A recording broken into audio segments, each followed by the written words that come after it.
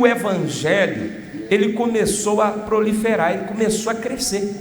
Diz aqui, Atos 8, versículo 1, e também Saulo consentia na morte dele, né? E fez-se naquele dia uma grande perseguição contra a igreja que estava em Jerusalém, e todos foram dispersos pelas terras da Judéia e da Samaria, exceto os apóstolos. O que estava acontecendo nessa época?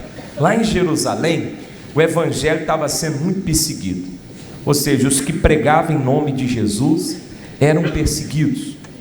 E nessa época o Saulo era um dos maiores perseguidores dos pregadores. Ele mandava prender e às vezes até consentia, né, em tirar a vida de alguns, como eles fizeram no caso ali com Estevão, que foi morto. E veja que com essa perseguição, muitos pregadores fugiram de Jerusalém e foram pregar em outro lugar. Então a perseguição ela foi boa, porque fez com que os pregadores fossem para outros lugares, também levar o evangelho, levar a palavra de Deus. Versículo 2: e uns varões piedosos foram enterrar Estevão e fizeram sobre ele grande pranto. E Saulo assolava a igreja, entrando pelas casas e arrastando homens e mulheres, os encerrava na prisão.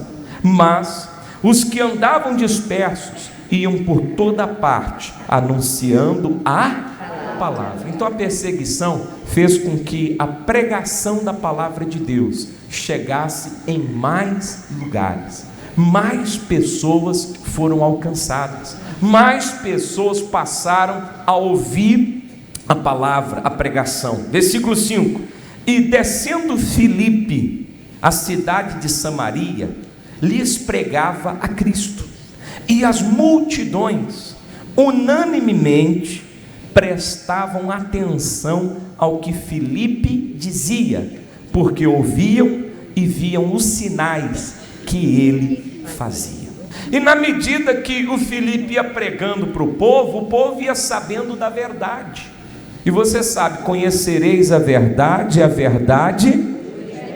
vos libertará. Porque você sabe que a mudança de vida, ela vem pela mudança do comportamento. E o comportamento muda pela mudança que acontece aqui, ó, na mente, no entendimento. Se você muda a maneira de entender as coisas, você vai mudar o seu comportamento. Porque tem gente que o entendimento dele é negativo. Mas se você passar para essa pessoa entendimento positivo, ela vai mudar a maneira de agir.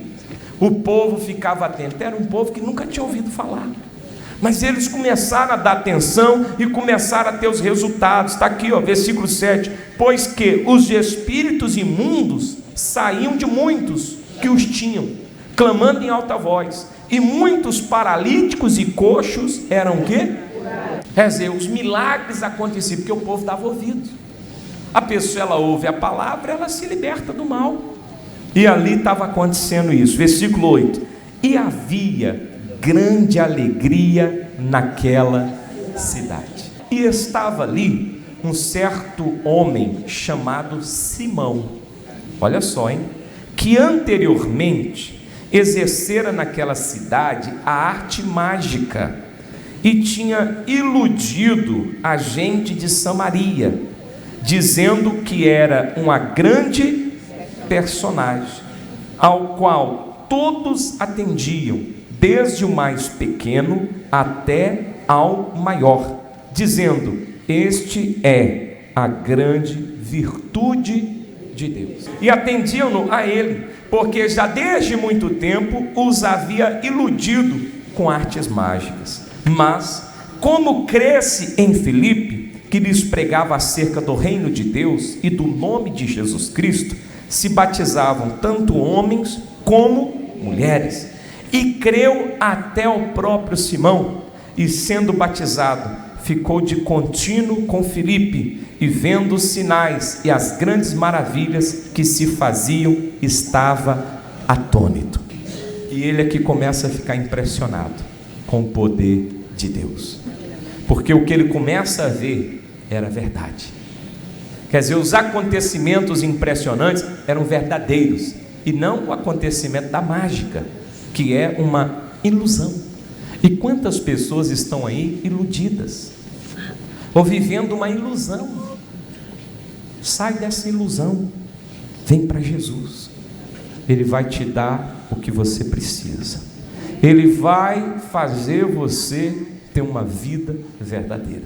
Olha só, versículo 14. Os apóstolos, pois, que estavam em Jerusalém, ouvindo que Samaria recebera a palavra de Deus, enviaram para lá Pedro e João, os quais, tendo descido, oraram por eles, para que recebessem o Espírito Santo, porque sobre nenhum deles tinha ainda descido, mas somente eram batizados em nome de quem? Do Senhor Jesus. Então lhes impuseram as mãos e receberam o Espírito Santo.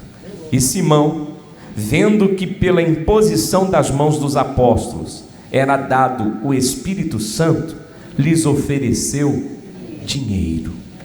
Ele chega e fala assim: ó, eu estou oferecendo tanto aqui em dinheiro, me vende esse poder, me dê esse poder que vocês têm. Como se as coisas de Deus fossem vendidas. Não, irmão, a bênção, ela não é vendida. Não adianta você chegar aqui e falar assim: eu vou pagar pela minha cura, toma aqui $1 milhão. Você vai morrer doente. Não é assim que funciona. As pessoas acham que tem que comprar a bênção. Não é comprando. A bênção você alcança pela fé. O que é de Deus você alcança pela fé. O dinheiro não compra a bênção, o dinheiro ajuda a obra de Deus a ser realizada. Aí ele foi orientado a orar a Deus, a buscar a Deus e pedir para Deus perdoá-lo. Larga dessa vida, cabra. Deixa esse pensamento de lado, pensa para Deus o perdão. Está aqui, ó, versículo 23. Pois vejo que estás em fel de amargura e em laço de quê? Iniquidade. Respondendo, porém, Simão disse: orai vós por mim ao Senhor, para que nada do que dissestes venha sobre mim. Tendo eles, pois, testificado e falado a palavra do Senhor, voltaram para Jerusalém, e em muitas aldeias dos samaritanos anunciaram o Evangelho. Então está aqui mostrando que as coisas de Deus a gente não compra, e que aqueles que ainda não aceitaram o que é de Deus, uma hora eles vão aceitar. Tem que seguir nesse caminho. Você vai ver que as coisas para você vão começar a funcionar. Diga obrigado, Jesus. Quem entendeu aí, diga glória a Deus. Pode aplaudir esse Deus bem forte, igreja.